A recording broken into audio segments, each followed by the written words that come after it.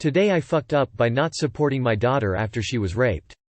This one has been a long time in the making and I pre-apologize for the length.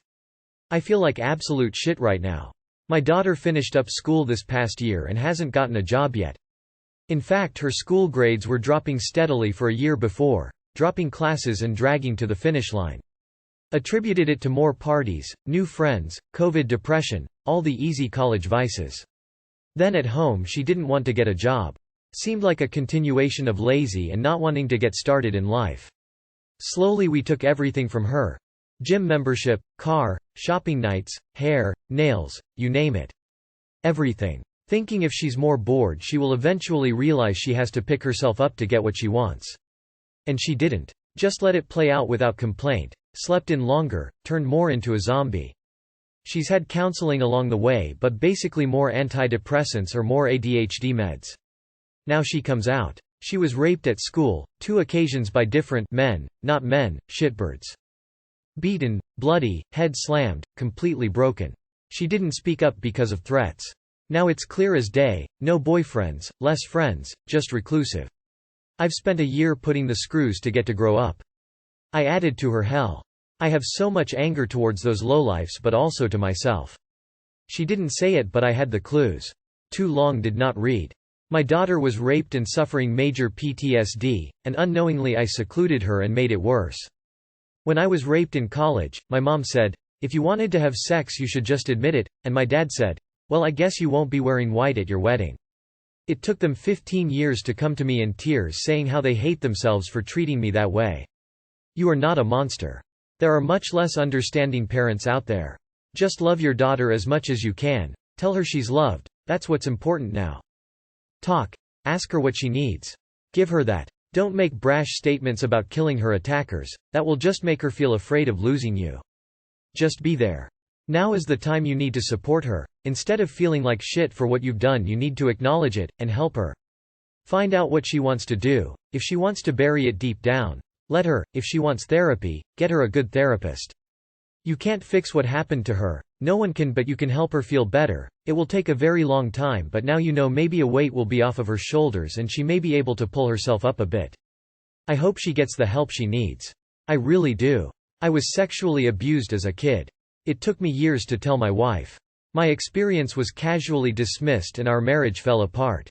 What anyone in this situation needs more than anything else is validation. Getting it from family is very important to let them know that you're on their side. That's a really awful thing to happen to your daughter. The only thing you can do now is be the proof of how not every human is a bad human. Help her rebuild and grow. Have patience and be soft when needed but firm when you have to be. I wish you and your daughter all the best in her road to getting her life back. Takes a lot to admit you've fucked up. Now go make it right, my friend. A good lesson for all of us here. Sometimes when someone seems like they're slipping, it means there is likely something wrong. You couldn't help and provide proper support if you didn't know what was wrong. You made assumptions based on the information you had, and now that you have a fuller picture you can support her differently. I don't see how taking away her car would help encourage her to get a job when it means she can't freely get to interviews or to a job. Today I fucked up by eating White Castle against my wife's wishes. Last nights my wife and I were out doing errands and we were near a White Castle. I love sliders with onions, pickles, and mustard but unfortunately they give me hellacious gas usually in the evening when I'm sleeping with my wife. I told her that I wanted to stop and she asked me not to but I was hungry and I only get them once or twice a year. I convinced her that it's the holidays so let me have a treat. Got 3 doubles and everything was delicious. Better yet no gas last night. Where's the today I fucked up you may ask? I was with a patient. I'm a physician. This morning and felt my stomach rumbling. Then I'm sitting at the stool with him in the room and I feel all this pressure. Finished my exam and note quickly and stood up. As I'm leaving the room with my butt clenched I feel like I'm going to explode and every time I take a step a little fart slips out that sound like a quiet duck quack when they're just walking around. I have to walk 50 feet to the bathroom, past other patients and coworkers. Quack, quack, quack. Finally make it and explode. The smell is hellacious. Never again. I told my wife to never let me ever forget. TLDR had White Castle against my wife's protestations, had duck farts while at work this morning. They should use White Castle burgers as a pre-operational abdominal colon cleanse. They taste a whole lot better than that horrible liquid medical offices make you drink the night before your visit. A castle bright, most white and gleaming now out your butt, them quacks are screaming. She warned you twice, her wisdom imparted. But you ignored her, so on patience you farted. White Castle is yummy, them sliders you're loving. But trust in she, who's been Dutch ovened. Well, if it walks like a duck and sounds like a duck, then it must be the doc. I grew up in CA where there are no White Castles, and my father from the East Coast called them belly bombs. Never understood what he meant until I moved to NYC, and for a while, I lived down the block from a White Castle. It was a gauge of how effed up I was after a night of drinking when I'd stumble over the WC. Always a bad idea, however delicious it is when you're drunk. I enjoy White Castle the same as copious amounts of alcohol only when I have nothing to do and nowhere to be the next day. I made the mistake of having White Castles and beer the evening before I had to go to MMA practice. And #X200B. We were training grappling when I got my training partner in the full mount and I farted on him. And #X200B. So, anyway, I threw myself into the ocean and was never seen again.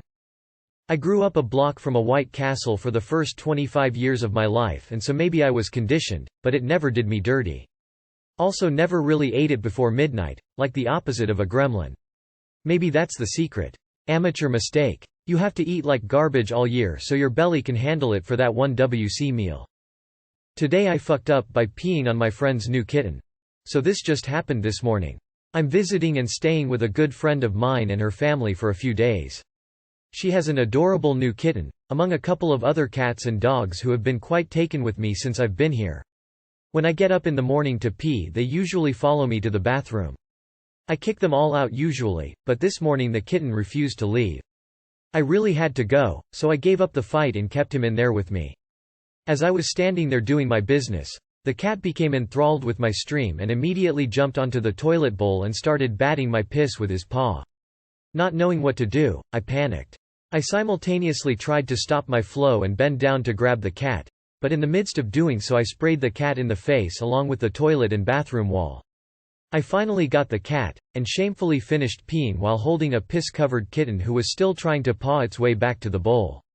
I then spent the better part of 20 minutes wiping the cat, wall, and toilet down.